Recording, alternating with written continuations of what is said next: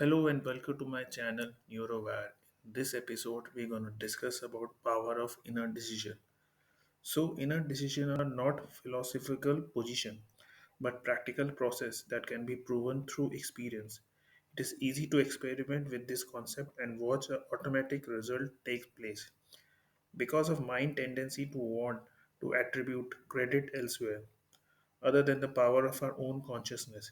It is good to keep a diary to write down the goals that would really like to achieve and then check them off and follow up the notes.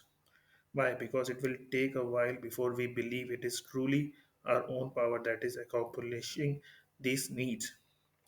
Here's an interesting example of the denial of inner power.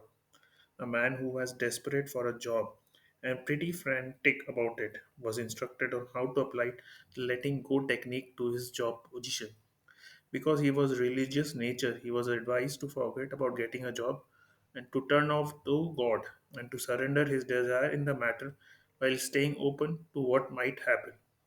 A week later, he recounted, well, the day after I surrendered wanting a job, nothing happened.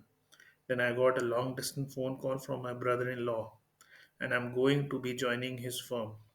If it were not for my brother in law, I would never have gotten a job. It's a good thing. I did not wait for the God.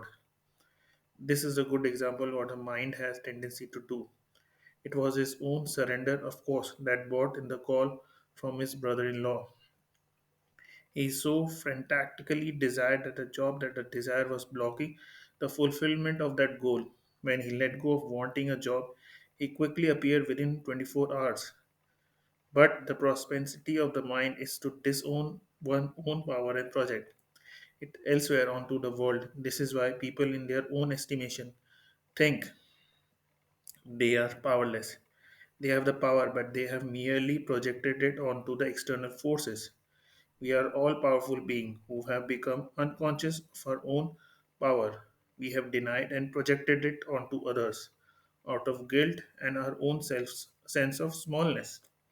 The majority of what happens in our lifetime is the result of some decision we have made somewhere in the past, either consciously or unconsciously. Because this is so, it is very simple then to see our past decision by looking at our life and tracking backward. This principle is demonstrated by a woman who came for a psychotherapy. She needed treatment because, in her word, my relationship never worked out. She had one unsatisfactory love affair after another and was always felt feeling used and amused. She was full of resentment, self pity, and depression. The problem, of course, was given in her opening statement. My relationship never worked out because we deny the power of her own mind. We don't see the glorious obvious. It is very curious how we have to become so unaware.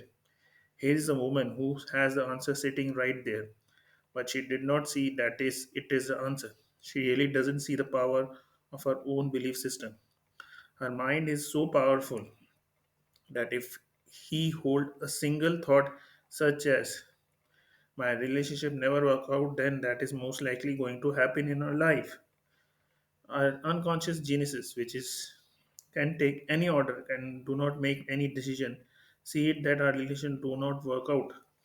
Of course, she got a lot of payoff from her disappointing relationship history. She got to experience self pity, resentment, jealousy, envy, and all those gratification that the small self feed on endless thought. If we look at the small part of ourselves, we will see that this kind of thing in which we just love to wallow. The small self glorifying how miserable life is, how tough luck is, how rotten our experience have been, and how mean people have been to us. But we pay big price when we listen to this set of program.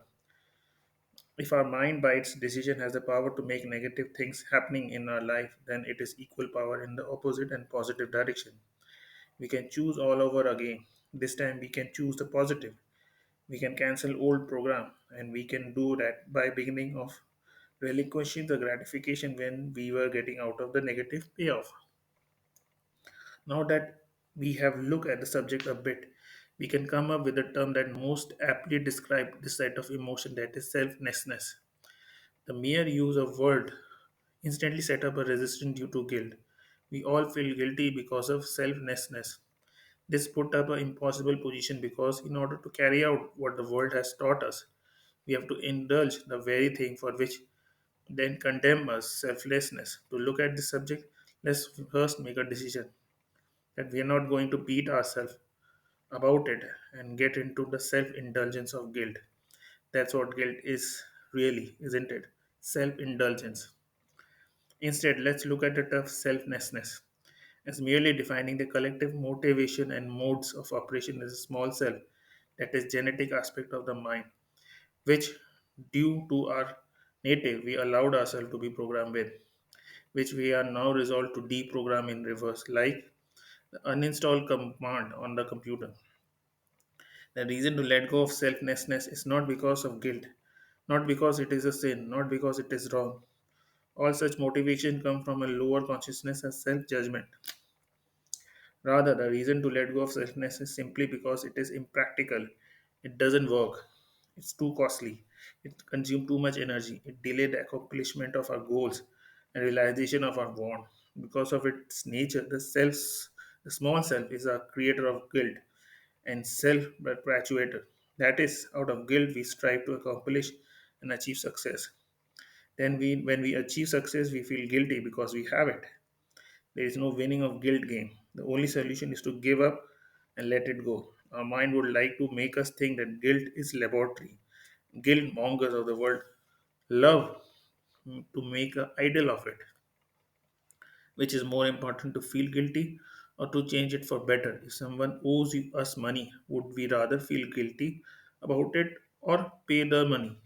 If one to feel guilty, we should be at least consciously choose it instead of being unwillingly run by it. When we move from being selfish with a small s, we move into selfish with a capital S. We move from our smaller self to our greater self. We move off from weakness to power, and from self hatred to pittiness to lovingness and harmony.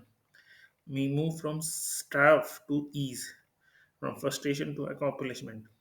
In summation, then, instead of motivation of selflessness and desire, we can much more effortlessly bring into our life that which we want by envisaging what we wish to have happen. We do this by declaration of our intention, by acceptance, by decision, and by act of consciously choosing. Thanks for watching. Please do like, share, and